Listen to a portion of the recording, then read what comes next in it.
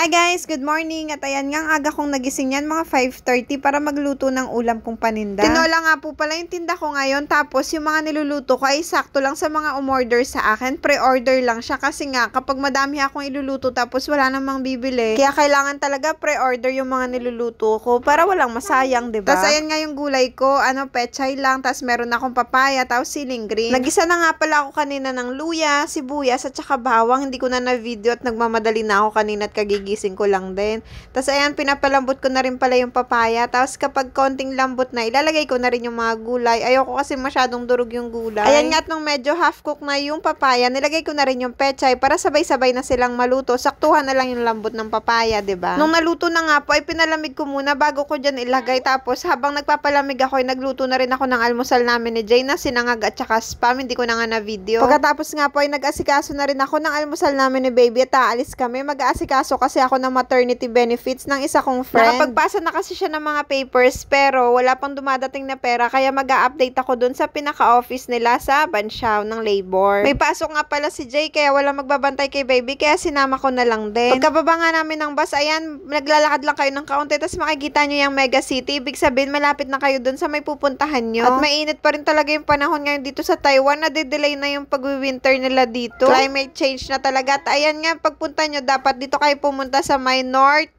Gate 2. Kasi diretso lang yan. Tapos yung first na pinto ay doon na yung pinakapupuntahan nyo para sa labor ng maternity po. Isang diretso lang po yan. Tapos dito sa may labor ay mayroon nagtatagalog dito. May isang counter doon na pang Pilipino, may pang Vietnamese, may pang Thailander. Basta diretso nyo lang po yan. Tapos ayan na po yung sinasabi ko, yung first na pinto sa may kanan ay papasok kayo doon. Tapos may mag-a-assist sa inyo. Tatanong kung anong kailangan nyo. Sinabi ko lang ay maternity. Tapos binigyan niya na ako ng number. Ayan nga po yung number na binigay sa akin. At ayan nga po, 9:29 ako dumating dito kanina. 7,040 nga po yung number ko. Tapos yung ongoing ay 7,036. Kaya apat na number lang aantayin ko. Tapos dala ko na lahat ng papers. Napapotocopy ko na. Ay, napaprint ko na pala. At ayan nga, sinabmit ko na. Hinanapan pa nga po ako ng original ARC nung friend ko. Kaso sabi ko ay wala ako. Tapos kinuha na lang yung information ko. Binigay ko yung ARC ko at saka yung cellphone number. Tapos chinek niya sa system kung ano yung kulang. Kung bakit wala pa yung maternity benefits nung friend ko. Tapos ayun na nga, sinabi niya sa akin na kulang pa, na kailangan palitan yung bank account kasi hindi daw malinaw. Tapos ayun, pinasa ko yung bank account ng friend ko. Tapos sabi doon sa mag-wait lang daw ng 3 weeks to 1 month.